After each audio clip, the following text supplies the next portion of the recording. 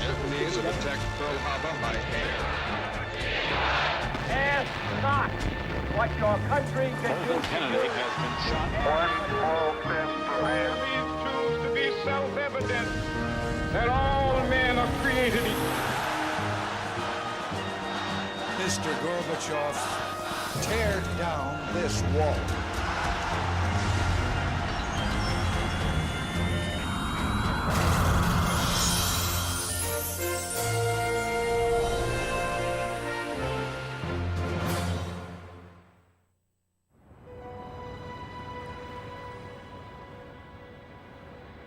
In the summer of 1936, the city of Berlin had put on its best face as host of the Olympic Games. Berlin was a lovely city. It was it was a happy city at that time. It was more attractive as a city for me than were London or Paris. In a world still plagued by the Depression, the capital of Nazi Germany was thriving. The Nazis used the Olympic Games of 1936 to try to project a positive image of the new Germany, to translate the athlete's success into the success of National Socialism. During the Olympics, the uglier side of Hitler's National Socialism was kept under wraps. There was no outward sign of anti-Semitism.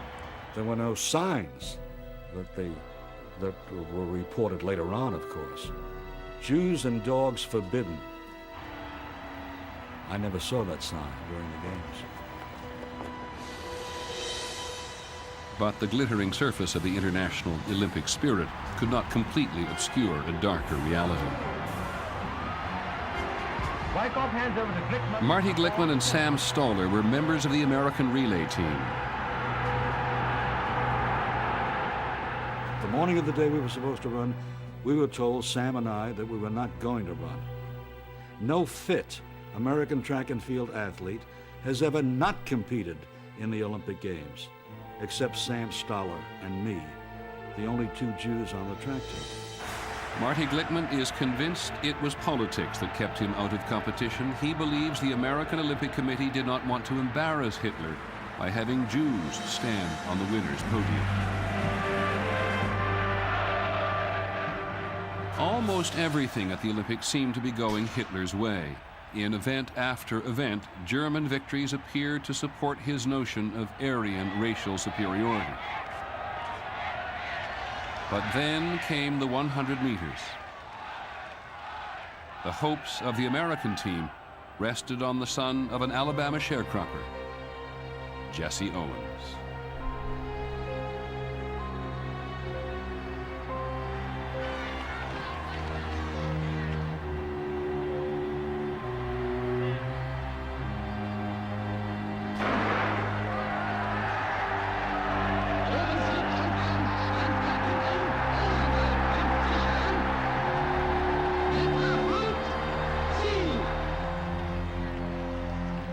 I was standing 10 yards behind Hitler. Hitler, hearing the name Jesse Owens, angrily pushed back his chair and with a deep growl on his face, walked right past me and walked out.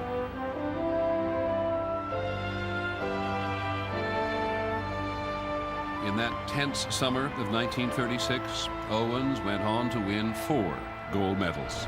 The competition was grand, and we're very glad to come out on top. Thank you very kindly.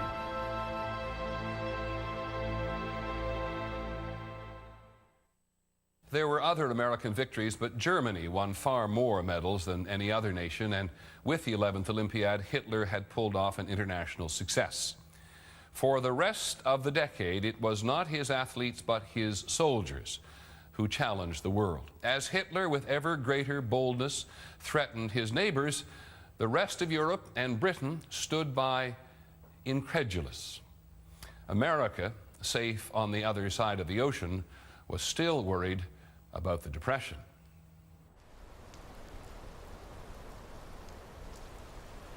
I see 1/3 of a nation ill-housed, ill-clad, ill-nourished. January 1937. The clouds of the Great Depression still hovered over Franklin Roosevelt at his second inauguration.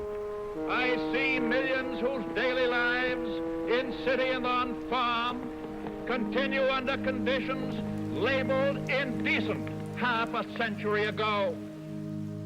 The president thought that in order to lift the nation's spirits, he had to make the country face the economic crisis head-on, together. And he used a battery of newly available mass media to do that. The government hired photographers to capture the faces of the Great Depression.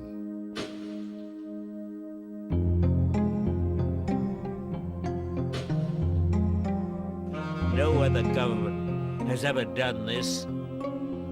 Carl Meidens, just 28 at the time, was among those who set out with their cameras. The 35-millimeter camera became the heart of the new age of photography. That is, the new age of photojournalism. What moved me greatly was their spirit. They simply were proud of the fact that they could live in the circumstances and still be solid citizens. We photographers were pretty skillful. One could not look at those pictures about what was happening in the country and not be affected by them. These photographs were all over the new magazines, Life chief among them. I can remember as a kid running home from school on the day that Life came to get that copy before my brothers got home and take it to my room so I could look at it first. It was as if the whole world was opening up in those pictures. And that magazine changed the way we saw the world.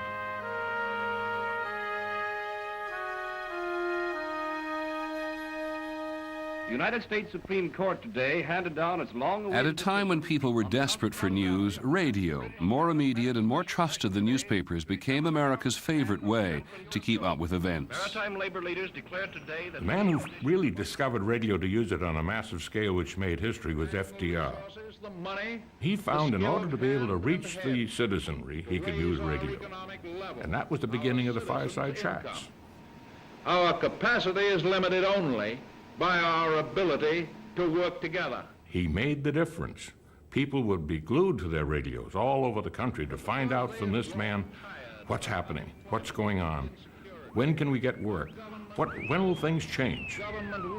And just as he understood the power of the still photograph and radio, Roosevelt also saw the newsreel as a way to pull the nation together. Boulder Dam put into operation. Giant spurts of water... Always there was something in there.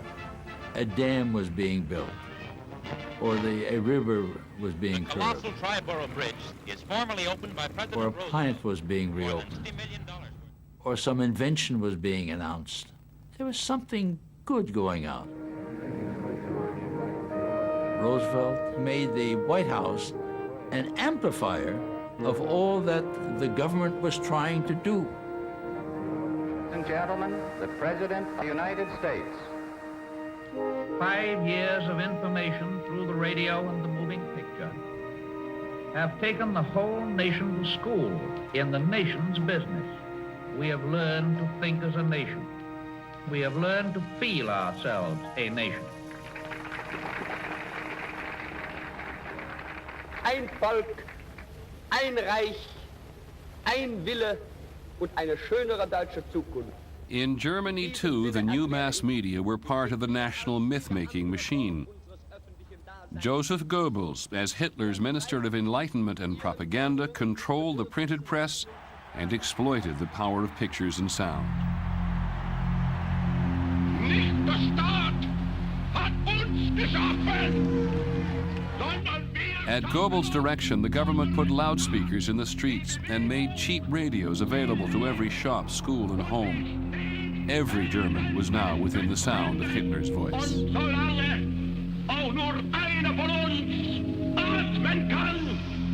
To have a real radio now, that was fantastic.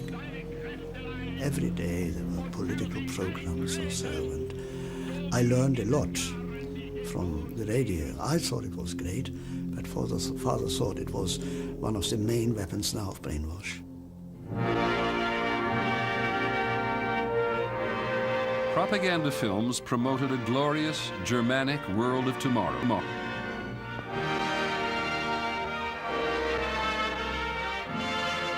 We were told that we were the top nation on earth.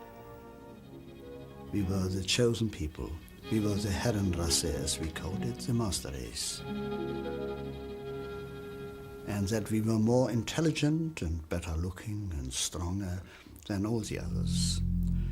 And that it was our God-given duty to force our life onto all the others. To glorify the master race on film, Hitler's choice was Germany's preeminent filmmaker Fritz Lang. Lang, sensing the time when one could say no to the Führer had passed, left for Paris.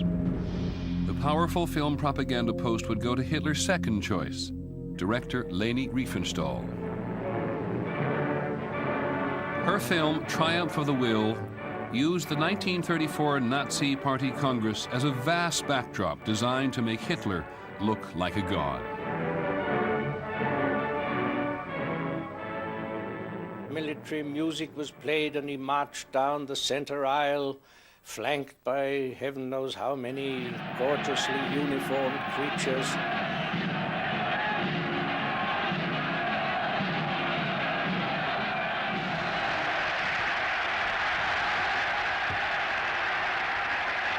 And then he would go behind the lectern, standing there, silent, waiting, until the tension rose.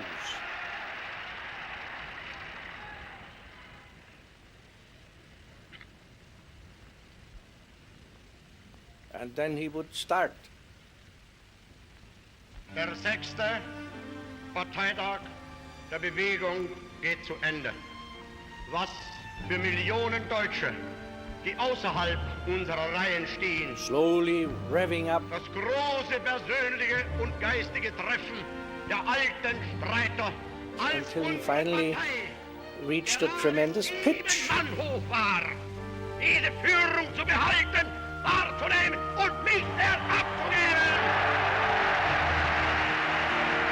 In ihrer Organisation stahlhart. If you sat in an audience like that, you were swept along.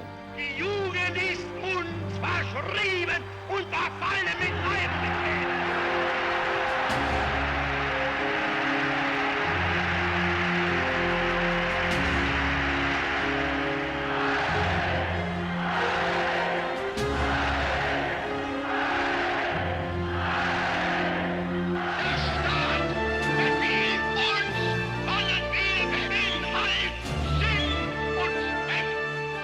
Never before had mass communication been more effective. Never before had it been used with more sinister intent.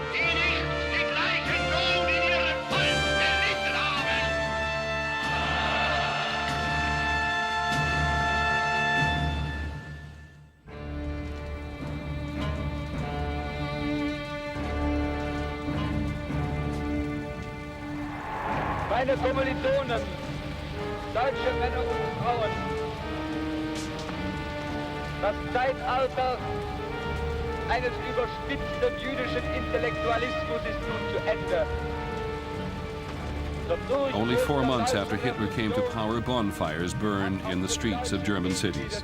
The flames were fed with books by Thomas Mann, Albert Einstein, Helen Keller, Sigmund Freud, and other authors who were deemed subversive to the German people. Wir sind die geistige Grundlage der Novemberrepublik zu wohnen. Democracy in Germany was dead. Aber aus diesen Trümmern Hitler's own book, Mein Kampf, My Struggle, was now the blueprint for Germany's future. In the new Germany, Nazi party thugs, the paramilitary brown shirts, would patrol the streets to root out and arrest anyone who stood in Hitler's way. Thousands of political opponents were sent to hundreds of concentration camps. The first was near the German village of Dachau.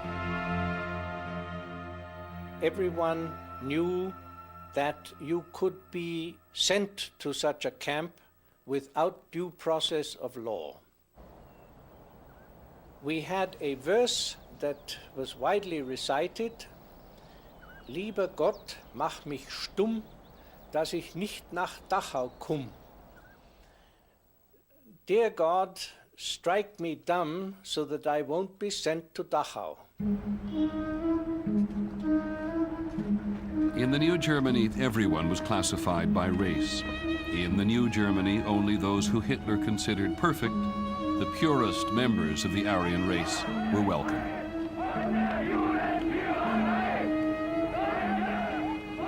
The main undesirable group were the Jewish people, the Jews. We were being told that the Jews, they are behind everything which is bad in Germany. There was a lot of propaganda against the Jews. There were no longer any normal newspapers. Most of them were Nazi. You saw headlines, the Jews are criminals, the Jews are vermin, they must be killed, they must be ousted. Hitler had declared in Mein Kampf that Jews weakened the German master race. Well, of course, we talked about race in school, and the superior races, the non-superior, the degenerate races.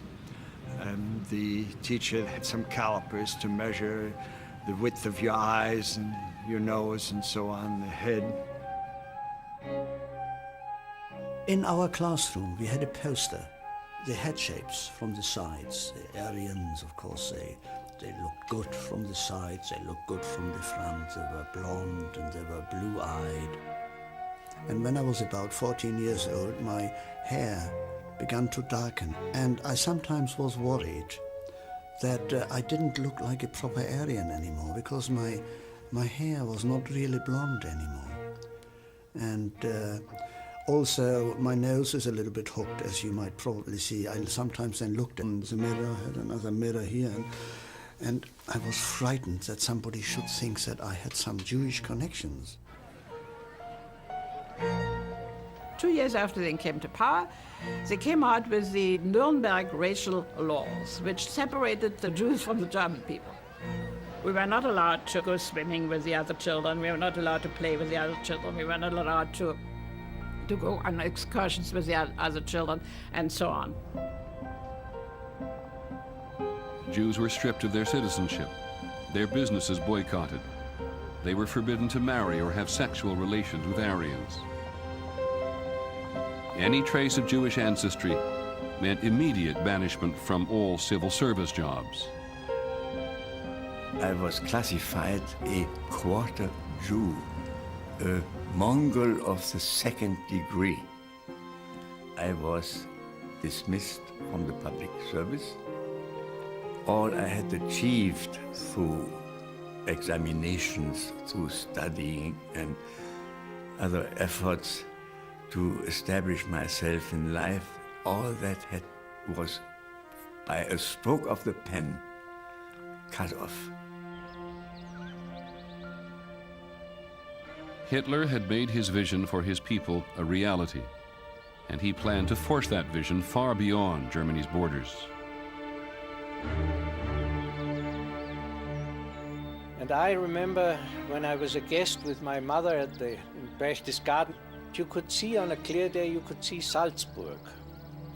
And he pointed out to me, he said, "You see that there, boy? That's Salzburg. That is in my homeland of Austria. And one of these days, I'm going to see to it that that will join with Germany." On March the 12th, 1938, Hitler made good on his plan. Americans heard it first from NBC's Max Jordan.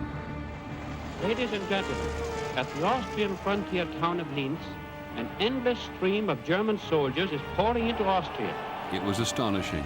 The takeover of a country broadcast live on radio. The cheers are for Chancellor Adolf Hitler, returning to his homeland for the first time in almost 25 years. Carla Stept lived in the Austrian capital, Vienna. She was 20 years old and a Jew. It was my home. So when suddenly the Germans marched into Austria, where they were welcomed with open arms, the world ended for me.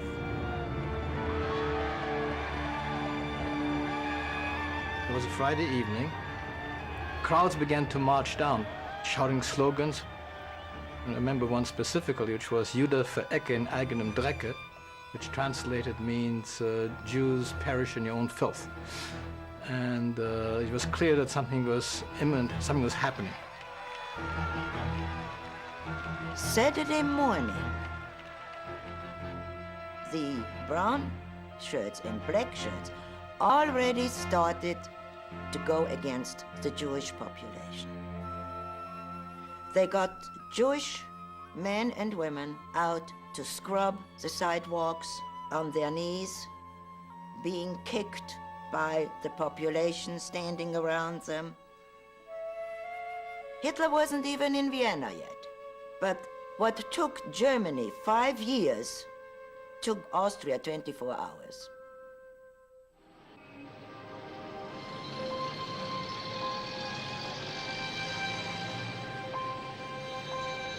In the spring of 1938, few Americans could avoid the news of Hitler in Germany. The parade through Berlin's Tiergarten shows that once again, Germany has a real army. That would mean war.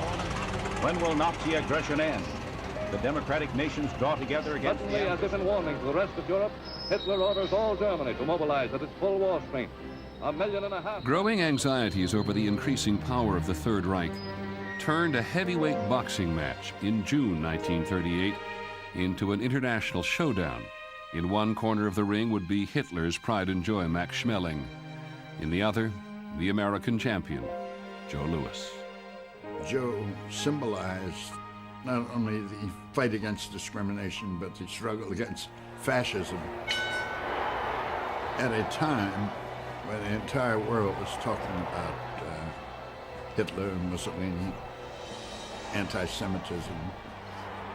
Under the ring, Max going around him. Joe Louis led quick with two straight lefts to the chin. There was tremendous tension. A left to the jaw, a right to the head, and Donovan is watching carefully. I was glued to the radio. Louis measures him, right to the body, a left hook to the jaw, and Schmeling is down. We just exploded, shouted, wow! The count is 5, 6. The men are in the ring. The fight is over.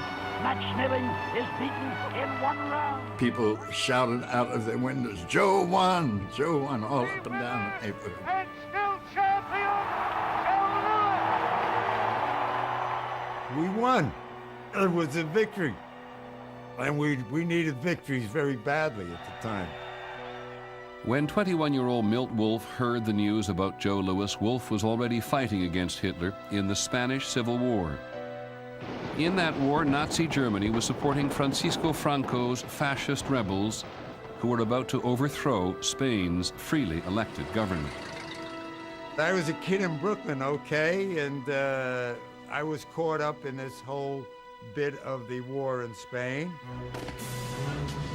For myself, it was a commitment to a struggle against fascism. Milt Wolf joined 2,800 American volunteers in the Abraham Lincoln Brigade. In defiance of American neutrality, they went to defend democracy in what was widely seen as a dress rehearsal for the greater battle with Hitler. So these were guys who were essentially coming off the street. Most of them had no military training at all. And up to the front they went.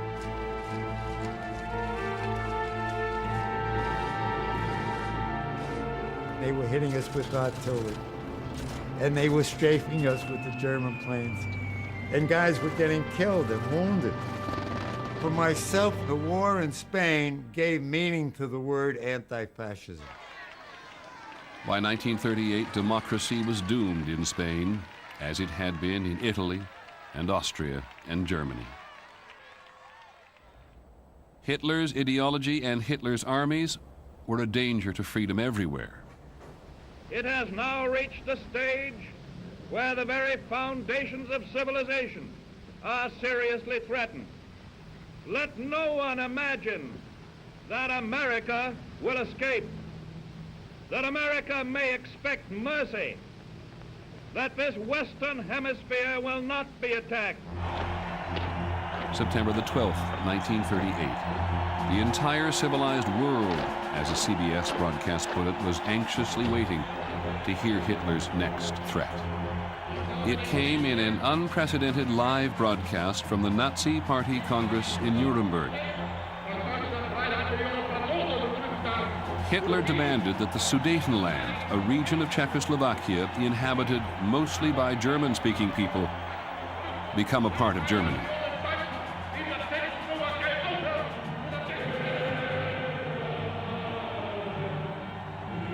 The Columbia Broadcasting System has brought its listeners the address by Adolf Hitler.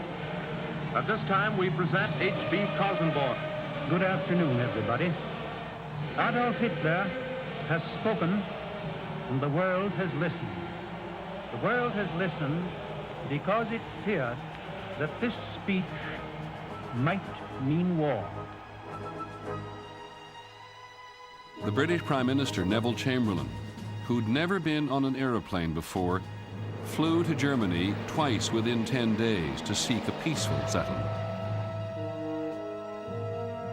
Just to see on the newsreel screen Chamberlain coming there with his umbrella, it's unthinkable to a German mind. Hitler with an umbrella, you know, you laugh when you think about that.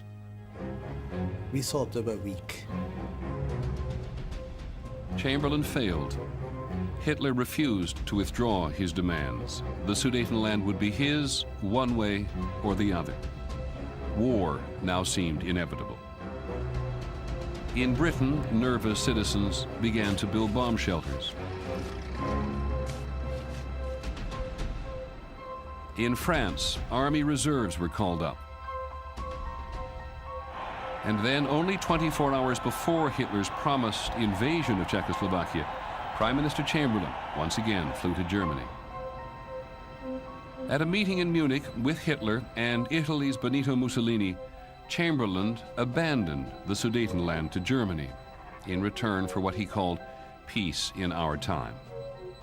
Hitler gave his word that there would be no more territorial claims.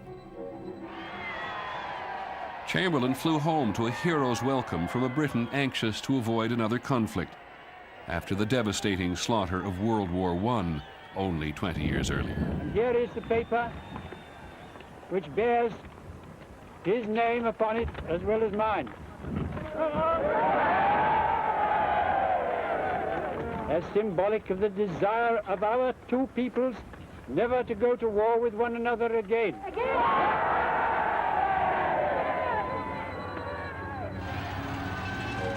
Chamberlain got what he thought was peace. Hitler got the Sudetenland. To us Germans, it was a great thing. Their land is bordering on Germany, and as the Sudeten people were Germans, so we thought, yes, well, why should they live in Czechoslovakia? On October the 1st, 1938, Hitler welcomed 3.5 million Czechoslovakians of German blood into the Reich. Hitler's reception was a replay of Austria.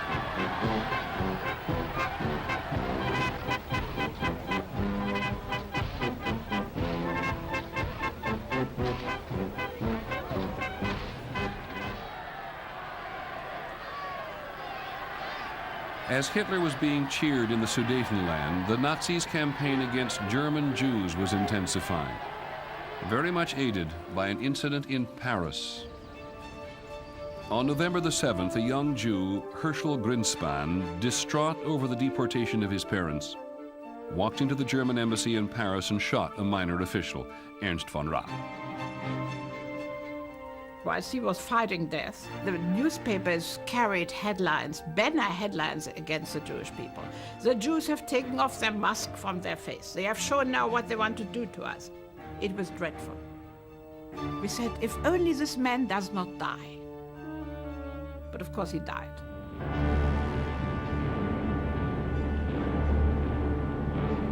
Von Radt's death became Hitler's opportunity. Only a junior diplomat, Von Radt was nonetheless accorded the honors of a fallen hero. The ceremony was intended to inspire revenge. For once, said Joseph Goebbels, the Jews should get the feel of popular anger. That anger exploded on the night of November the 10th, 1938. Kristallnacht. I saw the synagogue in flames. People came from all over. The fire department came. They did not make one effort to put out the flames. Kids were laughing, kids were having fun. I heard, "Kill the Jews, kill the Jews." For 24 hours, Nazi stormtroopers rampaged through Germany and Austria, destroying synagogues and shops. The night of broken glass, in German, Kristallnacht. Scores of people were killed, more than 20,000 arrested. It was now clear there was no future for Jews in Germany. For the first time in America, it broke through a certain part of the awareness that something horrible was happening in Hitler's Germany.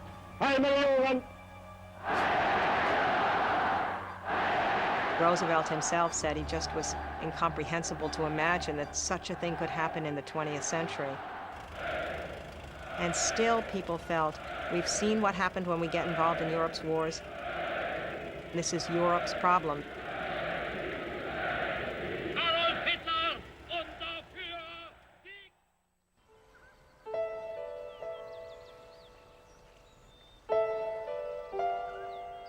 On Easter Sunday, 1939, an enormous crowd came together around the reflecting pool in the nation's capital to hear one of the great voices of modern times, Marian Anderson.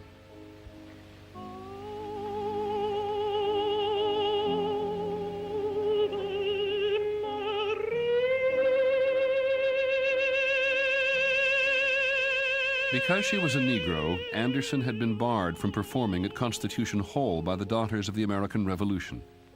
When President Roosevelt heard this, he enabled her to sing at the Lincoln Memorial.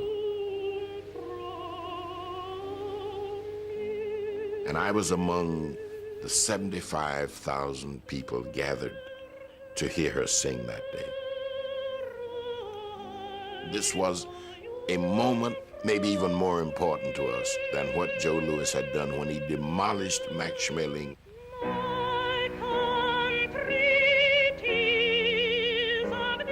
And we stood there and we listened, and tears ran down our faces.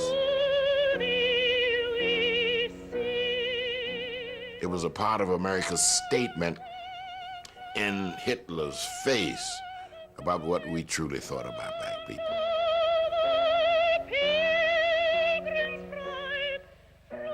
Marian affirmed for all of us what the true meaning of America was.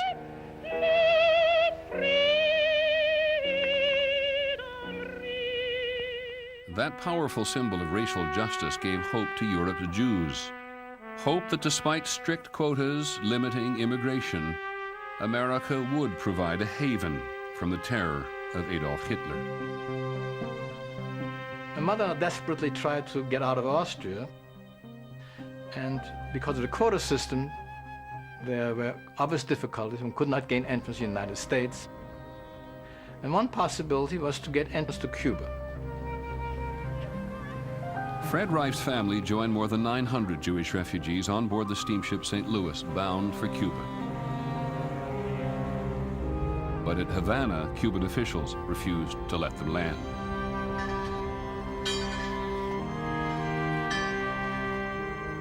Some suicides started to happen. I remember one person slit his wrists and jumped overboard in the harbor. The fear is, of course, if you can't land in Cuba, then you have to go back to Germany, to a concentration camp. We all knew that. And so the St. Louis turned north towards the United States. For 5 days, the ship sat off the Florida coast while the captain appealed for refuge. Everybody's hopes were up. Franklin Roosevelt was everybody's idol, and nothing will happen to us. America wouldn't let us down. But the United States government did not permit them to land. The passenger sent one last urgent plea directly to President Roosevelt. There was no reply. The St. Louis had no choice but to sail back across the Atlantic. At the last minute, England, France, Holland, and Belgium agreed to take the stranded refugees. But because the war was spreading, over the next 6 years, 660 of the more than 900 passengers would perish at the hands of the Nazis.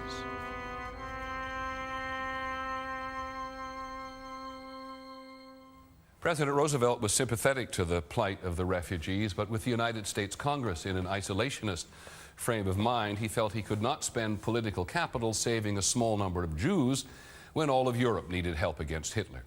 Roosevelt believed that the only way to stop Nazi aggression and keep America insulated from Europe's troubles was to arm Britain and France. It was not a popular idea in a country that was officially neutral. In March 1939, 6 months after the Munich Agreement, which Neville Chamberlain thought Hitler would honor, Hitler broke his promise not to make any territorial claims and took all of Czechoslovakia. And still, most Americans wanted to leave the Europeans to deal with their own crisis.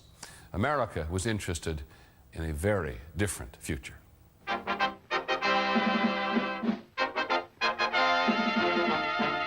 Sound the brass, roll the drum. To the world of tomorrow we come. In the summer of 1939, New York was home to the World's Fair. It was called the World of Tomorrow. Here we come, young and old.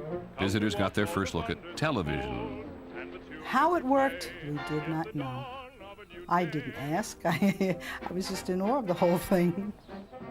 General Motors confidently offered visitors a future without traffic jams.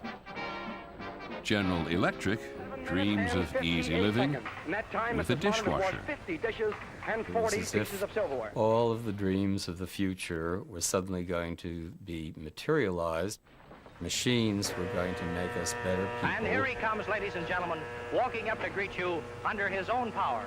It was like science fiction for me, 12 years old, waiting to see the world of tomorrow. Come hail the dawn of a new day.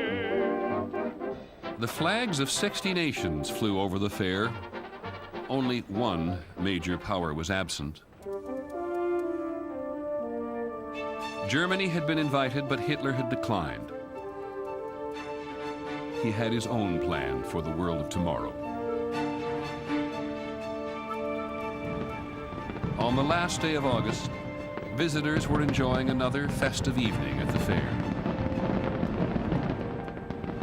As we were approaching the Polish pavilion, the lights went out. And we didn't know whether it was an electrical problem or what, because the rest of the fair was still lit.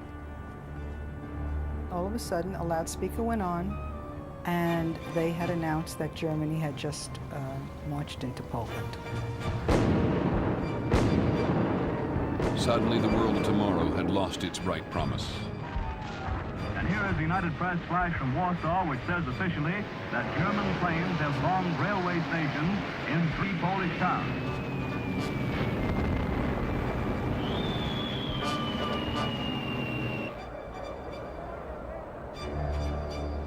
I am speaking to you from the Cabinet Room at 10 Downing Street.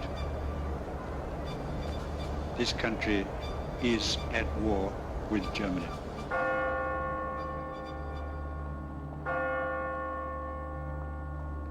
I remember the broadcaster in London saying, and I'll never forget that sentence he used, "Tonight the lights are going out all over Europe and no one knows when they'll ever come back on."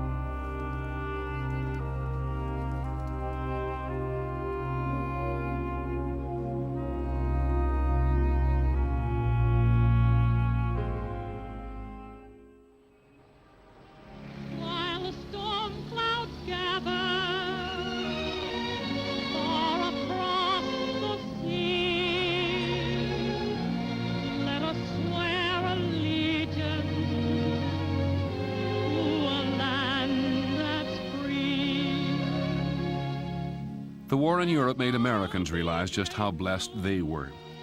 In a display of patriotism, flag sails soared.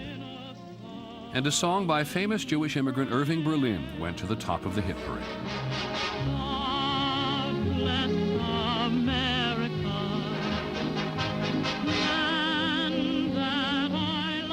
Most Americans still wanted Europe to fight its own battle, but President Roosevelt and a growing number of people knew that they had to prepare for the worst as events in Europe raged out of control.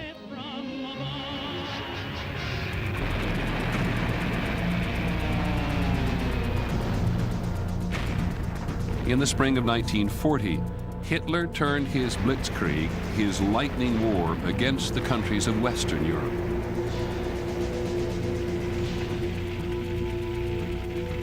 I think at that time probably he was at the top point of his power.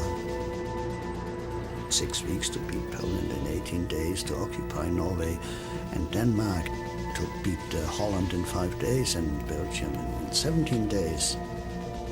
I think those who doubted him, they then thought, oh, that man is just superb. He wins everything.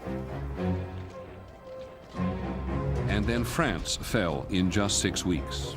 On June the 14th, German troops entered Paris.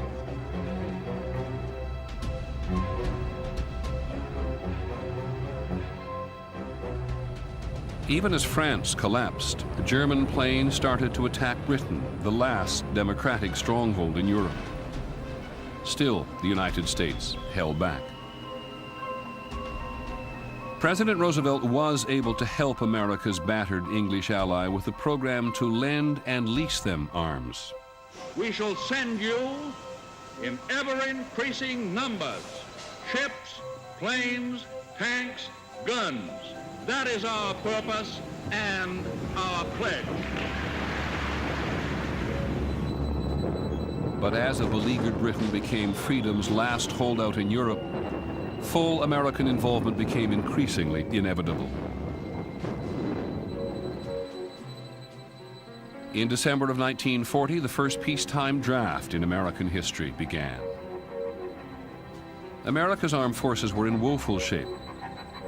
The U.S. Army had under 200,000 men, fewer than Holland or Portugal. I remember even running around with sticks for rifles, and we used old tomato cans from the mess hall. They got Campbell's soup cans, and they'd put gravel in them, and they'd rattle, and then we'd throw them as far as we could throw them, and that's learning how to throw a grenade. I was in ROTC. I was studying to be an officer in the American Army. And I would look at that German war machine, and it put cold chills up and down my back. And I used to say to myself, you mean to tell me we've got to go up against those guys? It wasn't a very pretty picture.